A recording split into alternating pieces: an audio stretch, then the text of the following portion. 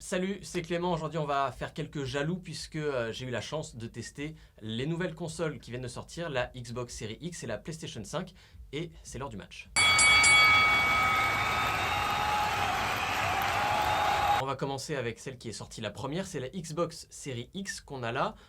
Côté design, c'est sobre, c'est élégant, ça ressemble un peu à une tour d'ordinateur, ça passe partout dans un salon, elle est disponible qu'en noir, c'est pas très novateur, mais ça marche bien. Et voilà donc la PS5, elle vient de sortir et comme vous le voyez, elle est quand même assez massive, c'est la plus grosse console qu'on ait jamais faite, il faut de la place dans le salon. C'est clairement un design radical, avec des courbes assez originales, blanches, noires au milieu, avec la ventilation qui sort par le dessus. Si vous l'exposez pas dans votre salon, je pense que personne ne vous en voudra.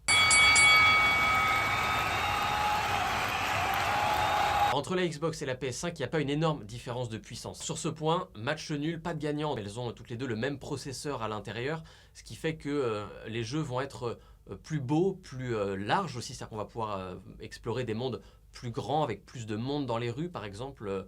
Sur certains jeux, vous avez aussi la technologie du ray tracing. C'est tout simplement un effet visuel qui rend les lumières et les reflets dans les vitres beaucoup plus réalistes, beaucoup plus fins. Bref, on va avoir beaucoup plus de capacité d'exploration. Et puis ça se traduit aussi sur les temps de chargement qui sont divisés parfois par 5 ou par 10 par rapport à la génération de consoles précédente.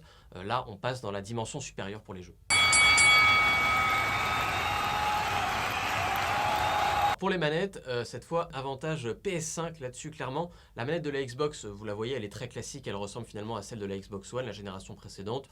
C'est une manette qui est très bien faite, avec un peu de technologie dedans, mais pas franchement révolutionnaire. Alors que celle de la PS5, oui, elle l'est. C'est la DualSense et en fait, elle a des retours haptiques. C'est une technologie qui fait que, au lieu d'avoir des vibrations uniformes dans toute la manette, vous allez avoir des vibrations sur plein de petits capteurs qui sont partout en fait dans la manette.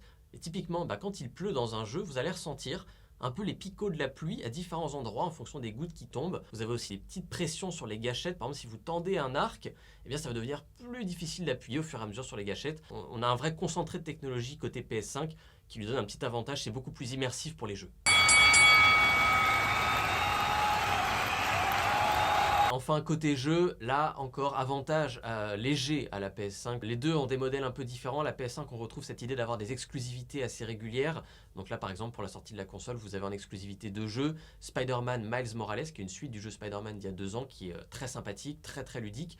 Et puis un jeu d'Heroic Fantasy qui s'appelle Demon's Soul, un jeu très difficile qui était très attendu par les hardcore gamers. Côté Xbox, c'est un peu différent. Il y a moins d'exclus, vous avez moins de nouveautés fortes.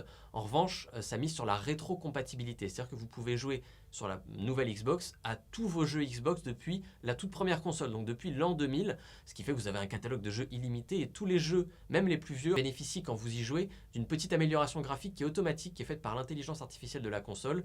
Vous avez aussi des temps de chargement qui sont réduits à l'image de ce qui se fait sur les jeux modernes. Donc vous pouvez profiter en fait d'un catalogue qui est immense, mais pas forcément très récent.